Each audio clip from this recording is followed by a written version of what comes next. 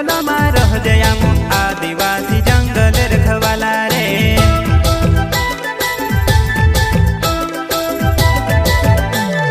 चल जंगल जमीन काज पूजे रे आदिवासी दुनिया ने रखवाला रे।